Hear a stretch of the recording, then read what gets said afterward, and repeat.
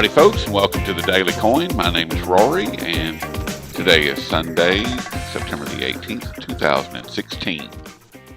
And I have the very distinct honor and great pleasure of welcoming back to the show the CEO, President, and Director of Calinex Mines, Mr. Max Porterfield. And you can find Calinex Mines listed in Canada under the symbol CNX, and the over-the-counter market under the symbol CLLXF. Max, welcome back to the show. Thanks for having me. Great to be here. Well, I'm glad that you're here, and I understand that you're in Denver, and we'll get into that in just a minute. But I wanted to start with something that's been in the news the past few days and get your thoughts on it. And apparently there's several European banks that have been acquiring significant positions in mining stocks. And what do you think about all that? Positive, negative, doesn't matter? Grateful to have it? No, it's great to see. I think it underpins how everyone should take a diversified approach to investing in the resource space. Of course, you can always hold the physical by buying gold or silver, coins, and what have you. And I think the other way to do it, and a prudent way to do it, is to split that into two, in your portfolio into two in half, by owning both the physical and then owning the shares in the miners. Because by owning shares in these mining companies like Calinex, you actually have an ownership of the resources in the ground, or if the producers, have a piece of their production by owning the company itself. And in a rising commodity price environment, you're going to get, extra leverage from doing so by being able to capture the earnings multiple and seeing the stocks outperform the underlying commodity typically about 2 to 3 times. Yeah, that's not uncommon to see a 2 or 3 times rise in stocks as opposed to the physical. That was certainly the case with the last major bull run. And just before we started recording, Max, you were saying that the markets right now are in just a bit of a pullback, but gold and silver have both enjoyed a really, really nice run since April, really. I mean, and now now that we are moving into the gold season, how do you see these last few months playing out? Is there anything in particular that's on your radar? Yeah, I mean, I think in terms of the precious metal space, particularly gold, you want to go back to the seasonality of gold. About over 50% of gold demand on an annual basis is through jewelry buying. And there is a seasonality that takes place with that, along with holidays around the world, and starting off with the Indian wedding season and going to the Christmas buying, and then eventually the Chinese New Year. So it's not non-typical to see this pullback take place when it is taking place. It is normal, and I think this is an opportunity to add to your positions in these type of investments if you have a bullish longer term outlook like I do.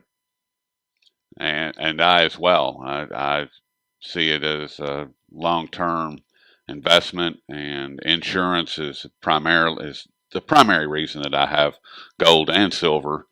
They're money. They've been money for thousands of years, and I don't see that changing anytime soon. But we do see on the horizon some changes coming to the monetary system, and with the recent G20 meeting, and I want to ask you about that here in just a moment, but I want to give you an opportunity to tell us what you have going on with Calinex Mines, and it sounds like you guys have several drilling projects happening, and you're reviewing some previous drill holes at the Pine Bay property. And can you just give us an update with what's happening at Pine Bay and some of these drill holes?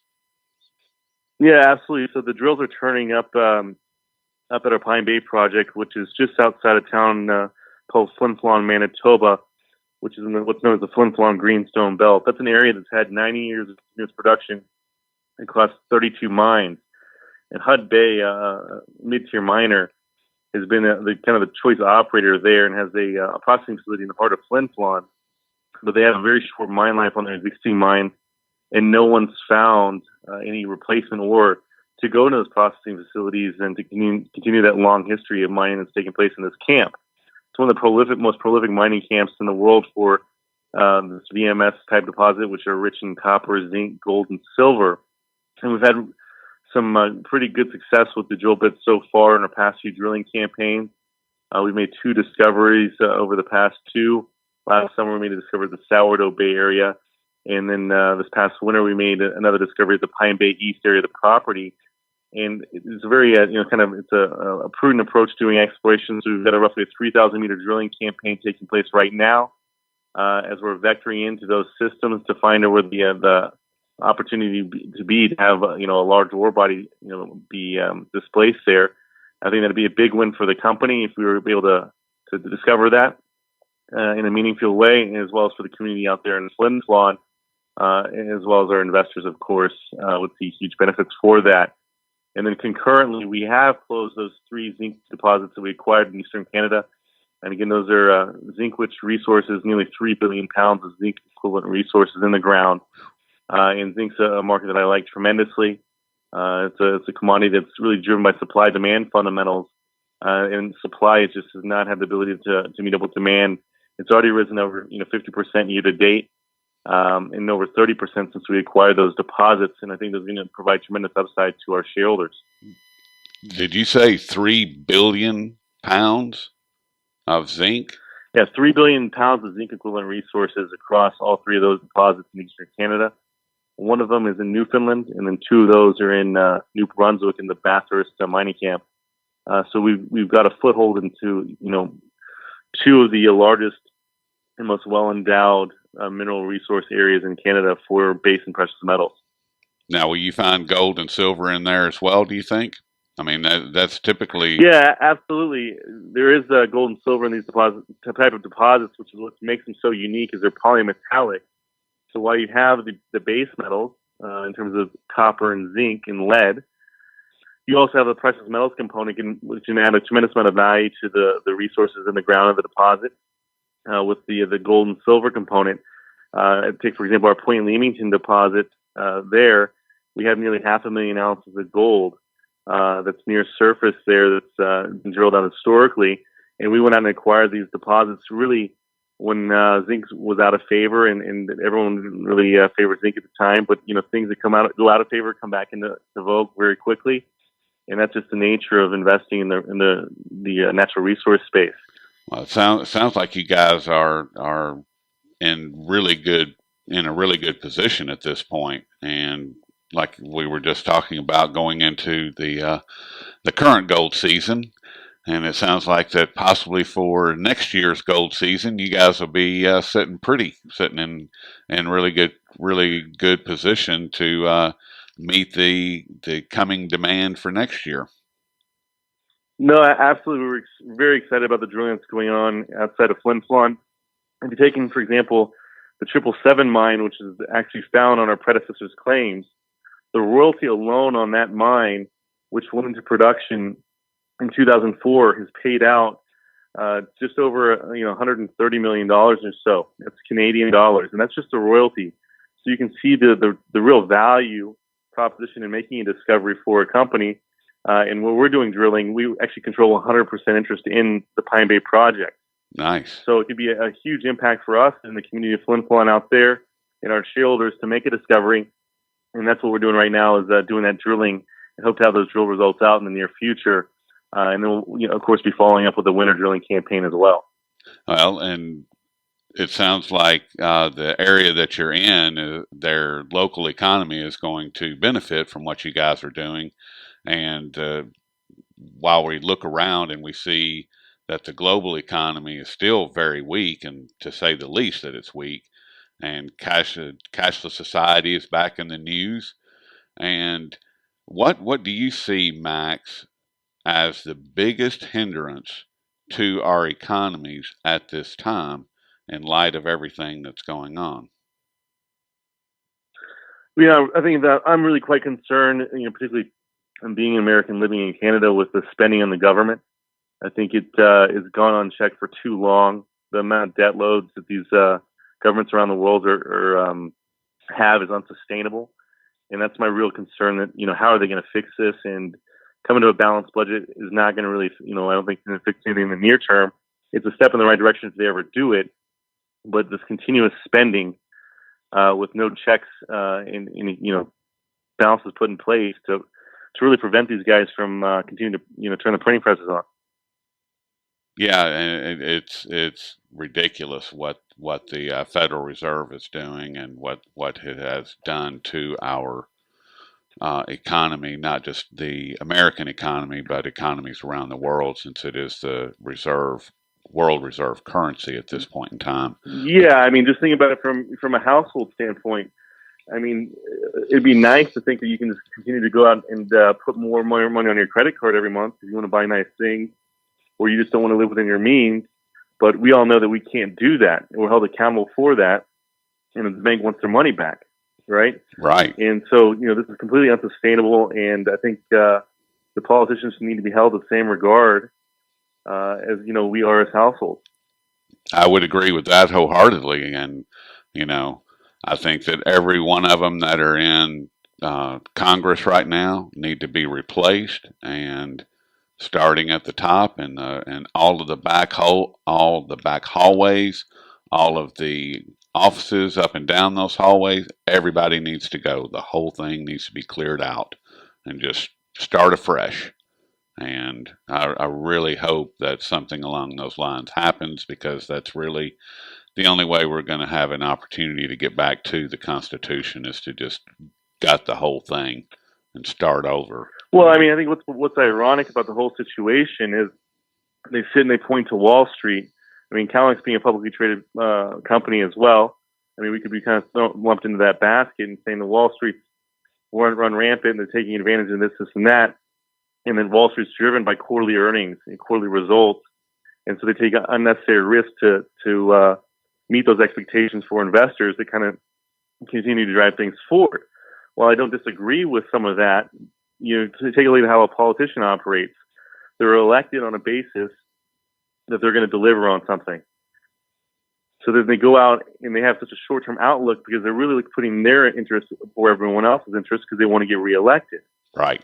So you see this time and time again, they're acting the same way as a CEO of a public company that's trying to meet up with the investors' expectation and taking undue risks and trying to make everything prettier in the shorter term when it might not have the biggest and most the best outcome for the longer term for the company.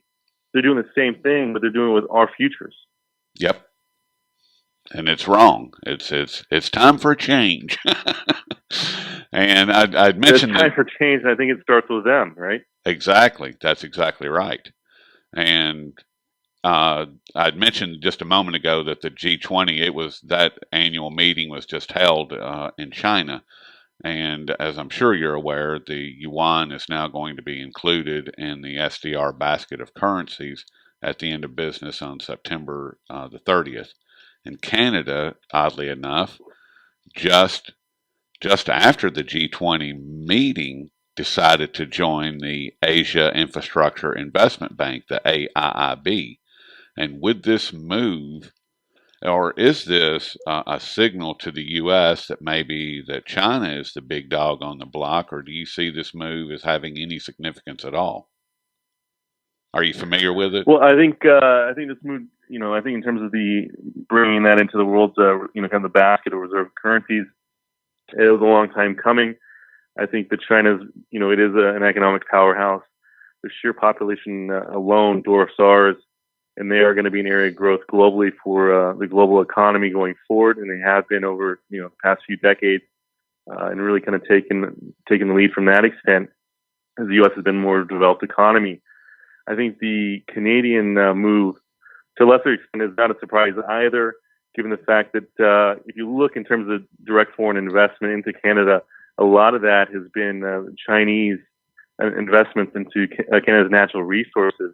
In fact, if you look at the zinc space in particular, most all of the large zinc deposits in Canada have some type of ownership by a Chinese investment arm. And then, they've also done it more recently in the uranium space as well. So I think this is kind of probably following suit in terms of the longer relationship the Canadians have had with the Chinese. But absolutely, in terms of foreign policy, I think there have been a lot of missteps by our leadership in terms of the influence they've tried to have and exert globally. maybe in the wrong way at the wrong time has really, I think, hurt foreign policy for the United States rather than help. I would agree with that. I mean, I think that we've got to look at home first. I mean, just like what we were talking about as far as taking care of business at home, that's where it begins. So, and we can't. Yeah, absolutely. And you can't. I mean, imagine. I mean, you can't have influence everywhere all the time and be the most powerful thing in every area of influence you want to be in. And I think that's where we've made a mistake as a country, be it the United States, is in terms of trying to have influence on in too many areas, when really we should have focused on where we want to have that influence and where that really is going to have the biggest impact for us here at home. Absolutely.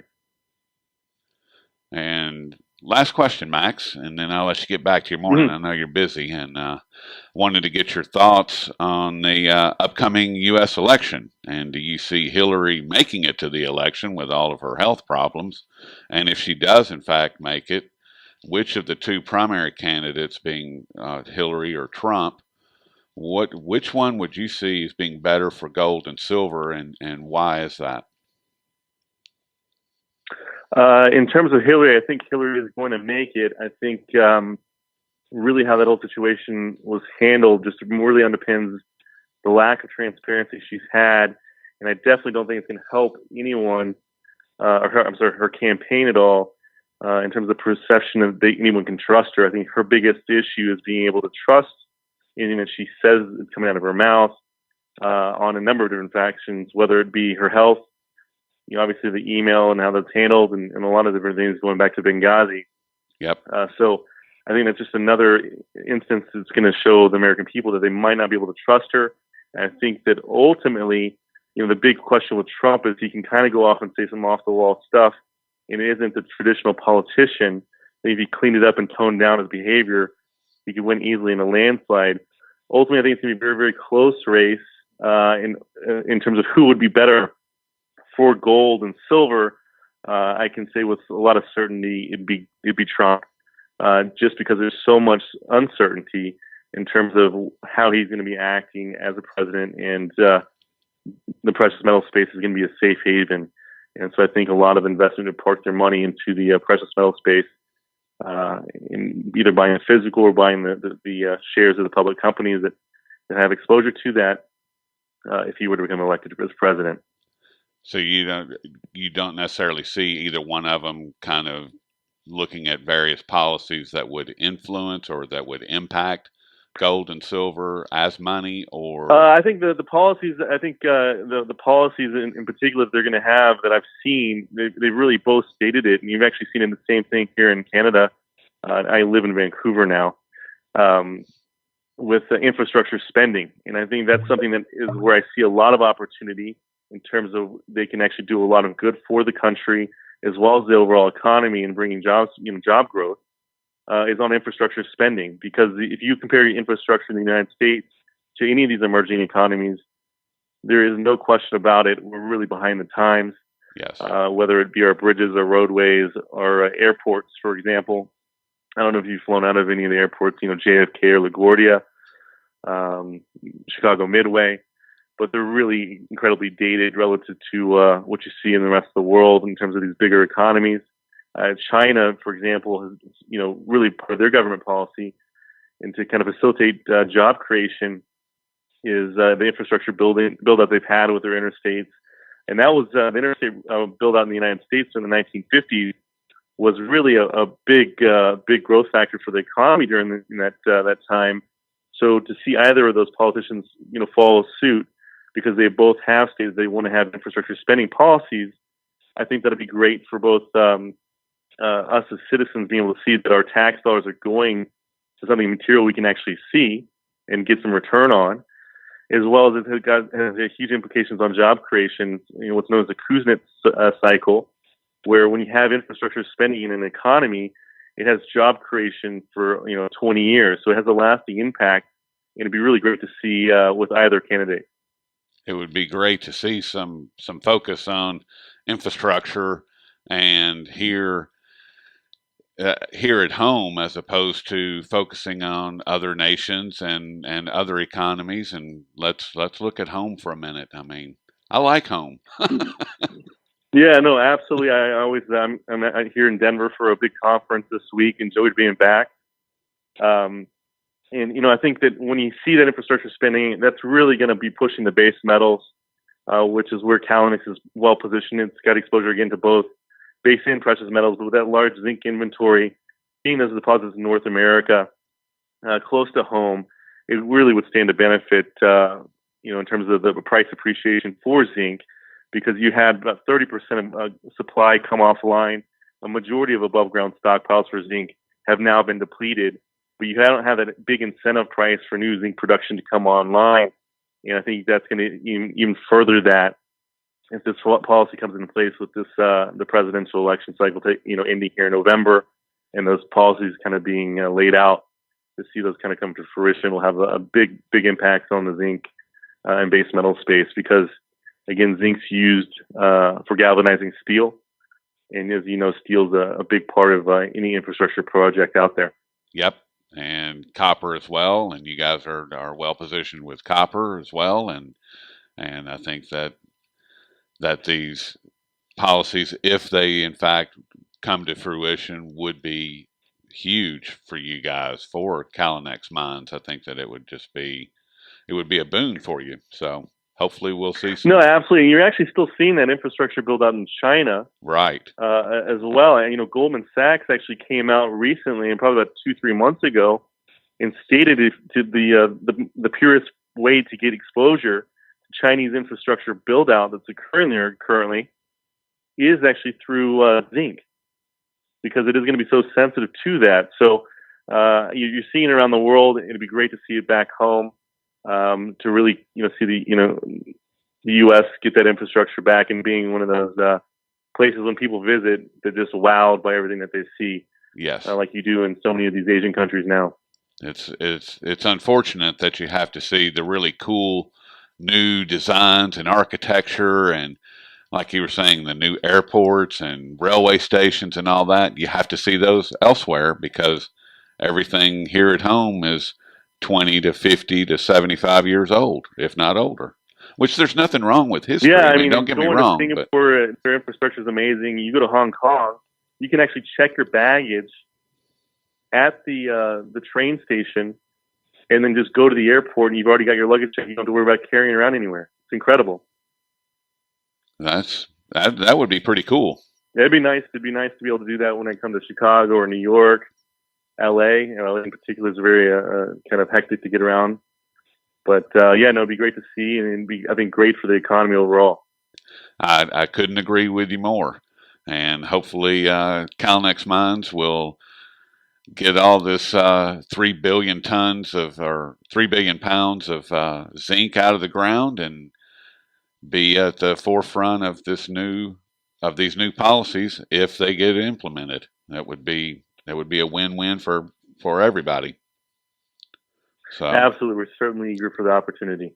Well, and we've been speaking with Max Porterfield, and he is the CEO, President, and Director of Calnex Mines, and you can find out more about them at calnex.ca, and their symbol up in Canada on the TSX Venture is CNX, and on the over-the-counter market at CLLXF. Max, it's been a pleasure speaking with you, and I look forward to speaking with you in the not too distant future. Thanks so much, and look forward to the opportunity.